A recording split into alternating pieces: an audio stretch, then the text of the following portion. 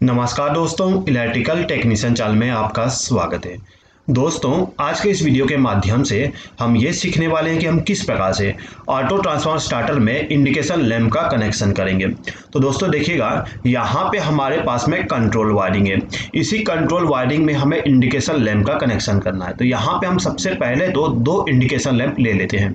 एक हमारा on indication lamp होगा और दूसरा हमारा ऑफ इंडिकेशन लैंप होगा। ठीक है दोस्तों, अब इन्हीं दोनों इंडिकेशन लैंप का हमें कनेक्शन करना है। दोस्तों, इंडिकेशन लैंप का कनेक्शन करने के लिए हमें पावर वायरिंग और कंट्रोल वायरिंग का नॉलेज होना चाहिए। इन दोनों के नॉलेज के बिना हम इंडिकेशन लैंप का कनेक्शन नहीं कर सकते हैं। ठीक है दोस्तों, तो दोस्तों यदि आपने अभी तक ऑटो ट्रांसफार्मर स्टार्टर का कंट्रोल वायरिंग और पावर वायरिंग वाली वीडियो नहीं देखे तो उस वीडियो को जरूर देख लीजिएगा। उन दोनों वीडियो का लिंक मैं डिस्क्रिप्शन में दे दिया हूँ, आप वहां पे क्लिक करके उन वीडियो को देख सकते हो। ठीक है दोस्तों, तो दोस्तों देखिएगा, यहाँ पे हमारे पास में ऑटो ट्रांसफार्मर स्टार्टर का कंट्रोल वायरिंग है। आप यहाँ पे देख सकते हो कि हमारा जो ऑटो ट्रांसफार्मर स्टार्टर होता है उसमें 3 कॉन्टेक्टर का इस्तेमाल किया गया है।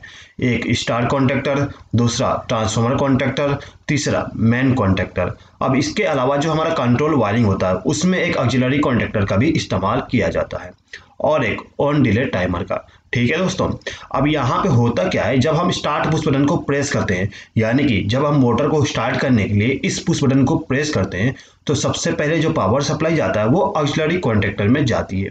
इसके बाद में इसका जो एनो कॉन्टेक्ट होता है वो एनसी बन जाता है, यानी कि ये एनसी बन जाएगा और ये वाली एनसी बन जाएगा। तो इसके एनसी बनने से टाइमर में पावर सप्लाई चली जाती है और इसके एनसी बनने से पावर सप्लाई यहाँ से फ्लो होते हुए सबसे पहले स्टार कॉन्टेक्टर में चली जाती है। ठीक है दोस्तों, उसके बाद जो हमारा स्टार कॉन्टेक्टर है इसके ऑन होने से क्या होता है, ये वाला एनसी कॉन्टेक्ट बन जाता है। तो क्या होगा, पावर सप्लाई यहाँ से फ्लो होते हुए सीधे ही ट्रांसफार्मर कॉन्टेक्टर में चली जाती है।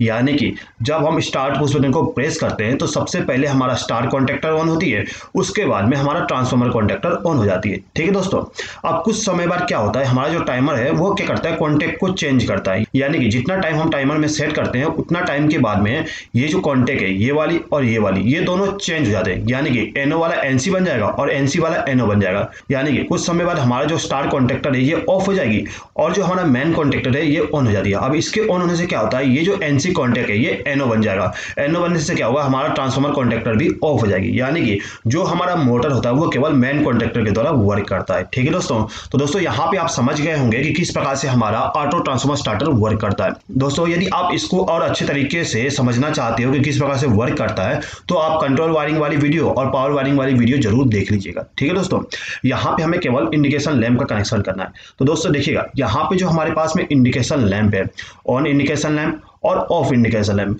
इन दोनों का कनेक्शन करने के लिए हमें फेज सप्लाई और न्यूट्रल सप्लाई की जरूरत पड़ेगा। तो जो हमारा फेज सप्लाई होता है उसको हम क्या करेंगे, यहाँ से एक वायर को लूप करके लेके चले जाएंगे। ठीक है, और जो हमारा न्यूट्रल पावर सप्लाई होता है उसको हम यहाँ से लूप कर देंगे। ठीक है, उसके बाद में दोस्तों हम क्या करते हैं, जो हमारा दोनों इंडिकेशन लैंप है इन दोनों इंडिकेशन लैंप को हम न्यूट्रल पावर सप्लाई दे देते हैं। अब यहाँ पे हमें केवल इन दोनों इंडिकेशन लैंप को फेज सप्लाई देना है।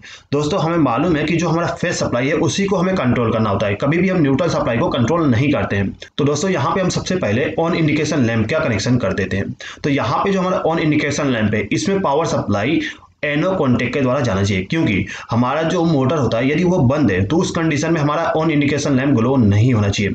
जब हमारा मोटर ऑन हो तो उस कंडीशन में हमारा एनो कॉन्टेक्ट एनसी बनेगा और उसके बाद में पावर सप्लाई आगे फ्लो होते हुए इंडिकेशन लैंप में जाना चाहिए। ठीक है दोस्तों, तो दोस्तों यहाँ पे हमारे पास में 4 कॉन्टेक्टर है। अब इन चारों कॉन्टेक्टर में से कौन सा कॉन्टेक्ट इस्तेमाल करें, तो दोस्तों यहाँ पे मैं आपके लिए एक छोटा सा क्वेश्चन देता हूँ। दोस्तों यहाँ पे आपको ये बताना है कि जो हमारा चारों कॉन्टेक्टर है इन चारों कॉन्टेक्टर में से कौन से कॉन्टेक्टर का हम एनो कॉन्टेक्ट इस्तेमाल करें। तो दोस्तों यहाँ पे 4 ऑप्शन आपके लिए हैं। पहला मेन कॉन्टेक्टर, दूसरा स्टार कॉन्टेक्टर, तीसरा ट्रांसफार्मर कॉन्टेक्टर और चौथा ऑक्सिलरी कॉन्टेक्टर। दोस्तों इसका आंसर आप कमेंट बॉक्स में जल्दी से कमेंट करके बता दीजिए। आप कमेंट बॉक्स में कमेंट कर दोगे, उसके बाद में आपको प्रूव करूंगा कि आप सही हो कि नहीं हो। दोस्तों आपका जो नॉलेज है उसको बूस्ट करने के लिए आपको यहाँ पे थोड़ा सा माइंड को लगाना पड़ेगा। यदि आपको थोड़ा सा टाइम लग रहा है सोचने में तो आप इस वीडियो को पुश कर दीजिए। उसके बाद में आप सोच लीजिए कि कौन सा कॉन्ट्रैक्टर का इस्तेमाल करना है। उसके बाद आप कमेंट करिए और कमेंट करने के बाद में इस वीडियो को प्ले कर दीजिएगा। ठीक है दोस्तों, आई होप कि दोस्तों आपने कमेंट कर दिए होंगे। चलिए मैं यहाँ पे आपको एक्सप्लेन करता हूँ कि आपको कौन सा कॉन्टैक्ट का इस्तेमाल करना है। तो दोस्तों यदि आपने यहाँ पे आंसर किया हो मैन कॉन्ट्रैक्टर का हम एनो कॉन्टैक्ट इस्तेमाल करेंगे, तो जो आपका आंसर है वो गलत है। क्यों गलत है समझ लीजिए। देखिए दोस्तों यदि आपने यहाँ पे मैन कॉन्ट्रैक्टर का एनो कॉन्टैक्ट इस्तेमाल किए हैं तो आपको क्या करना होता है कि आपका जो फेस सप्लाई है उसको यहाँ से लेके आओगे और इस एनो कॉन्टैक्ट को इनपुट पावर सप्लाई दे दोगे। उसके बाद में इसके आउटपुट टर्मिनल से आप पावर सप्लाई को ले जाके इंडिकेशन लैंप को दे दोगे। ठीक है, तो जो आपका आंसर था कुछ इस प्रकार से था। ठीक है, तो यहाँ पे हमारा आंसर गलत क्यों है समझ लीजिए। देखिए दोस्तों, जैसे कि मैंने आपको बताया था कि जब हम मोटर को स्टार्ट करते हैं, यानी कि जब हम पुश बटन को प्रेस करेंगे तो सबसे पहले हमारा ऑक्सिलरी कॉन्टैक्टर ऑन होती है और जो हमारा स्टार कॉन्टैक्टर है वो ऑन होती है। यानी कि स्टार्टिंग के समय में हमारा मेन कॉन्टैक्टर ऑन नहीं होता। तो यहाँ पे जो हमारा मेन कॉन्टैक्टर ये ऑन नहीं है, तो ऑन ना होने के कारण ये एनो कॉन्टैक्ट एनो ही रहेगा, एनसी नहीं बनेगा। तो जब हम मोटर को स्टार्ट करते हैं तो उस समय हमारा जो इंडिकेशन लैंप है वो ग्लो नहीं करेगा। इसीलिए आपका जो आंसर है वो गलत है। ठीक है दोस्तों, अब दोस्तों यदि आपने यहाँ पे आंसर दिए हो स्टार कॉन्टैक्टर का हम एनो कॉन्टैक्ट इस्तेमाल करेंगे तो भी आप कनेक्शन कुछ इस प्रकार से करोगे और जो आपका आंसर है वो भी गलत है। यदि आपने स्टार कॉन्टैक्टर का एनो कॉन्टैक्ट इस्तेमाल करोगे तब भी आपका आंसर गलत है। क्यों गलत है एक बार फिर से समझ लीजिए। देखिए दोस्तों, जब हम मोटर को स्टार्ट करते हैं तो सबसे पहले हमारा ऑक्सिलरी कॉन्टैक्टर ऑन होती है और उसके साथ साथ में हमारा स्टार कॉन्टैक्टर भी ऑन हो जाती है। यानी कि स्टार्टिंग के समय में हमारा इंडिकेशन लैंप ग्लो करेगा क्योंकि ये जो स्टार कॉन्टैक्टर का एनो कॉन्टैक्ट है वो एनसी बन जाती है और पावर सप्लाई यहाँ से फ्लो होकर इसमें पहुंच जाएगी, यानी कि हमारा ऑन इंडिकेशन लैंप ग्लो करेगा। ठीक है दोस्तों, अब क्या होता है जो हमारा स्टार कॉन्टैक्टर है कुछ समय बाद ऑफ हो जाता है। क्यों ऑफ होता है? क्योंकि हमारा जो टाइमर है इसका कॉन्टैक्ट चेंज हो जाएगा, यानी कि ये एनसी कॉन्टैक्ट एनो बन जाता है और ये एनो कॉन्टैक्ट एनसी बन जाता है, जिस कारण से क्या होगा हमारा स्टार कॉन्टैक्टर ऑफ हो जाएगी। तो यहाँ पे जो आपका एनो कॉन्टैक्ट है वो दोबारा एनो बन जाएगा, यानी कि एनसी बनने के बाद में दोबारा एनो बन जाएगा। तो उस कंडीशन में हमारा इंडिकेशन लैंप पे पावर सप्लाई नहीं जा पाएगा, तो हमारा जो इंडिकेशन लैंप है वो ग्लो नहीं करेगा। कब ग्लो नहीं करेगा? जब हमारा मोटर रनिंग कंडीशन में आ जाती है। ठीक है दोस्तों, तो कुछ इस प्रकार से आपका भी आंसर गलत हो जाएगा। ठीक है दोस्तों, अब यहाँ पे यदि आपने आंसर लगाए हो ट्रांसफार्मर कॉन्टैक्टर का, यानी कि आपका आंसर यदि ट्रांसफार्मर कॉन्टैक्टर का ऑक्सिलरी कॉन्टैक्ट इस्तेमाल करने का है तो आपका भी आंसर गलत है। क्यों गलत है समझ लीजिए। तो दोस्तों जैसे कि मैं आपको बता रहा था कि जो हमारा टाइमर है इसका कॉन्टैक्ट चेंज होता है, तो इसका कॉन्टैक्ट चेंज होने पे क्या होगा, ये जो एनो कॉन्टैक्ट था वो एनसी बन जाएगा और एनसी कॉन्टैक्ट एनो बन जाता है। तो जब ये एनसी बनता है तो क्या होगा, पावर सप्लाई यहाँ से फ्लो होते हुए मेन कॉन्टैक्टर ऑन हो जाएगी और मेन कॉन्टैक्टर के ऑन होने से क्या होगा, इसका जो एनसी कॉन्टैक्ट है वो एनो बन जाएगा, यानी कि ये वाला एनसी कॉन्टैक्ट ओपन हो जाएगी, यानी कि एनो बन जाएगा। तो क्या होता है, पावर सप्लाई यहाँ से आगे फ्लो नहीं हो पाएगा। तो उस कंडीशन में हमारा ट्रांसफार्मर कॉन्टैक्टर में भी पावर सप्लाई नहीं जा पाएगा। तो ये जो ट्रांसफार्मर कॉन्टैक्टर का एनो कॉन्टैक्ट है वो एनो ही रहेगा, एनसी नहीं बन पाएगा। तो हमारा जो इंडिकेशन लैंप है रनिंग कंडीशन में ये भी ऑन नहीं होगा, यानी कि ग्लो नहीं होगा। ठीक है दोस्तों, तो यहाँ पे आपका आंसर यदि ट्रांसफार्मर कॉन्टैक्टर है तब भी आपका आंसर गलत है। तो यहाँ पे हमारे पास में लास्ट ऑप्शन बचा ऑक्सिलरी कॉन्टैक्टर का। यदि आपने ऑक्सिलरी कॉन्टैक्टर का एनो कॉन्टैक्ट इस्तेमाल करते हो तो आपका आंसर सही है, लेकिन यहाँ पे परफेक्ट नहीं है। क्यों नहीं है मैं पूरा एक्सप्लेन करूंगा। तो देखिए दोस्तों, जैसे कि आपने यहाँ पे अभी तक समझे कि जब हम स्टार्ट पुश बटन को प्रेस करते हैं तो सबसे पहले हमारा ऑक्सिलरी कॉन्टैक्टर ही ऑन होता है, यानी कि जैसे हम इसको प्रेस करेंगे तो हमारा ऑक्सिलरी कॉन्टैक्टर का जो एनो कॉन्टैक्ट है वो एनसी बन जाएगा, यानी कि ऑन इंडिकेशन लैंप हमारा ग्लो करेगा। अब दोस्तों यहाँ पे जो हमारा स्टार्टर था इसके हर एक कंडीशन में हमारा ऑक्सिलरी कॉन्टैक्टर ऑन होती है। तो यहाँ पे जो हमारा ऑक्सिलरी कॉन्टैक्टर है इसका एनो कॉन्टैक्ट इस्तेमाल करना परफेक्ट है, लेकिन यदि हमारे स्टार कॉन्टैक्टर में, ट्रांसफार्मर कॉन्टैक्टर में और मेन कॉन्टैक्टर में कोई प्रॉब्लम आ जाता है, यानी कि हमारा जो कॉन्टैक्टर है वो ऑन नहीं हो पाता, तो उस कंडीशन में भी हमारा इंडिकेशन लैंप ग्लो करेगा, क्योंकि हमारा जो ऑक्सिलरी कॉन्टैक्टर ये ऑन कंडीशन में, यानी कि ये ऑन है तो इसका जो ऑक्सिलरी कॉन्टैक्ट है वो एनसी बनेगा और पावर सप्लाई यहाँ से फ्लो होते हुए इंडिकेशन लैंप को ग्लो कराएगा। लेकिन यदि हमारे स्टार कॉन्टैक्टर में, ट्रांसफार्मर कॉन्टैक्टर में और मेन कॉन्टैक्टर में कोई प्रॉब्लम आ जाता है, यानी कि हमारा जो कॉन्टैक्टर है वो ऑन नहीं हो पाता, तो उस कंडीशन में भी हमारा इंडिकेशन लैंप ग्लो करेगा, क्योंकि हमारा जो ऑक्सिलरी कॉन्टैक्टर ये ऑन कंडीशन में, यानी कि ये ऑन है तो इसका जो ऑक्सिलरी कॉन्टैक्ट है वो एनसी बनेगा और पावर सप्लाई यहाँ से फ्लो होते हुए इंडिकेशन लैंप को ग्लो कराएगा। तो दोस्तों यहाँ पे हम कनेक्शन कुछ इस प्रकार से करेंगे कि जिससे कि यदि इन तीनों में से कॉन्टैक्टर में से कोई भी यदि ऑन नहीं होता तो ये जो हमारा ऑन इंडिकेशन लैंप है ये भी ऑन नहीं होगा। तो किस प्रकार से करेंगे समझ लीजिए। ठीक है दोस्तों, तो देखिए दोस्तों, यहाँ पे हमें एनो कॉन्टैक्ट का इस्तेमाल तो करना ही है। तो यहाँ पर जो हमारा एनो कॉन्टैक्ट है उसको थोड़ा ऊपर लेके चले गए। अब यहाँ पे हमें क्या करना है कि इन तीनों कॉन्टैक्टर का इंटरलॉकिंग इस्तेमाल कर लेना है। तो यहाँ पे हम केवल 2 कॉन्टैक्टर का एनो कॉन्टैक्ट इस्तेमाल करेंगे, यानी कि एक ट्रांसफार्मर कॉन्टैक्टर का एनो कॉन्टैक्ट इस्तेमाल करेंगे और एक मेन कॉन्टैक्टर का भी एनो कॉन्टैक्ट इस्तेमाल कर लेंगे। ठीक है दोस्तों, तो अब यहाँ पे हमें क्या करना है, ये जो ऑक्सिलरी कॉन्टैक्टर का एनो कॉन्टैक्ट है इसको हम इनपुट पावर सप्लाई यहाँ से दे देंगे। अब इसके आउटपुट टर्मिनल से जो पावर सप्लाई जाएगा उसको हम 2 में डिवाइड कर देंगे, यानी कि दोनों कॉन्टैक्ट को पावर सप्लाई दे देंगे। ठीक है दोस्तों, तो यहाँ पर हमने दोनों एनो कॉन्टैक्ट को पावर सप्लाई दे दिए।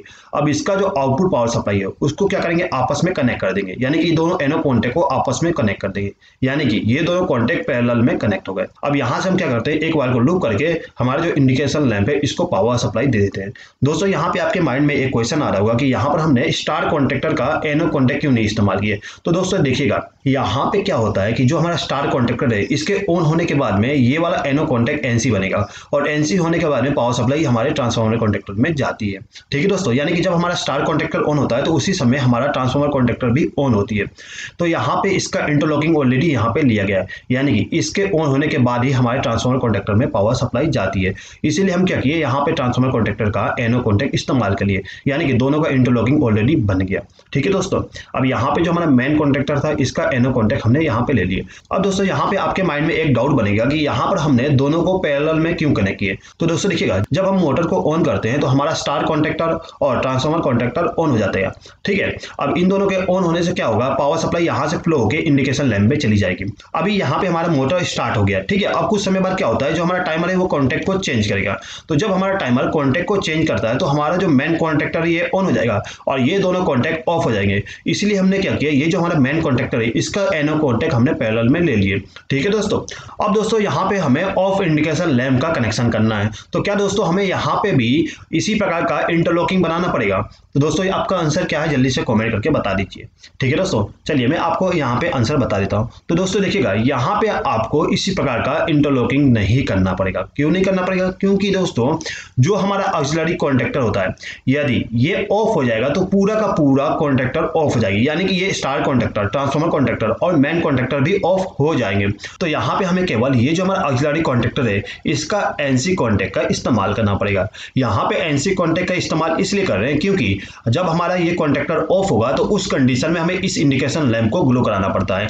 यदि ये वाला कॉन्टैक्टर ऑन हो जाती है तो ये जो एनसी कॉन्टैक्ट है ये एनओ बन जाएगा। उस कंडीशन में हमारा इंडिकेशन लैंप ग्लो नहीं होना चाहिए। ठीक है दोस्तों, तो यहाँ पर हमने एनसी कॉन्टैक्ट इस्तेमाल कर लिए। अब इसका कनेक्शन करने के लिए हम क्या करते हैं, यहाँ से पावर सप्लाई को ले जाते हैं और इनपुट में पावर सप्लाई दे देंगे और उसके आउटपुट से पावर सप्लाई ले जाके हमारे ऑफ इंडिकेशन लैंप को कनेक्ट कर देते हैं। ठीक है दोस्तों, अब दोस्तों यदि यहाँ पे हमें ट्रिप इंडिकेशन लैंप का कनेक्शन करना है तो हम क्या करते हैं, जो हमारा ओवरलोड रिले है इसका एनो कॉन्टैक्ट इस्तेमाल कर लेते हैं और उस एनो कॉन्टैक्ट के द्वारा पावर सप्लाई दे देते हैं। ठीक है दोस्तों, तो यहाँ पे मैं ओवरलोड रिले का कनेक्शन करके नहीं बताता हूँ क्योंकि वो आसान है, वो आपको आता ही होगा। ठीक है दोस्तों यहाँ पे मेरे माइंड में एक छोटा सा कंफ्यूजन हो रहा है। यहाँ पर मैंने ऑन इंडिकेशन के लिए रेड इंडिकेशन लैंप का इस्तेमाल कर लिया और ऑफ के लिए ग्रीन इंडिकेशन लैंप का इस्तेमाल कर लिया। यहाँ पे जो इंडिकेशन लैंप इस्तेमाल किया गया, क्या ये सही है कि गलत है? दोस्तों यहाँ पर मैंने सही इस्तेमाल किया हूँ कि गलत इस्तेमाल किया हूँ? दोस्तों आप कमेंट करके जल्दी से बता दीजिए मुझे। दोस्तों कमेंट बॉक्स में आप कमेंट करके केवल मुझे ये बता दीजिए कि जो हमारा ऑन इंडिकेशन लैंप है वो रेड कलर का होता है और क्या हमारा of indication lamp green colour का होता है। यहाँ पे आपको केवल ट्रू और फॉल्स आंसर करके बताना है। ठीक है दोस्तों, आई होप कि दोस्तों आपको ये वीडियो पसंद आया होगा। दोस्तों यदि आपको ये वीडियो पसंद आया हो तो प्लीज़ इस वीडियो पे लाइक, शेयर और कमेंट कर दीजिएगा और यदि आपने अभी तक हमारे चैनल को सब्सक्राइब नहीं किया तो सब्सक्राइब भी कर लीजिएगा। इस वीडियो को देखने के लिए धन्यवाद।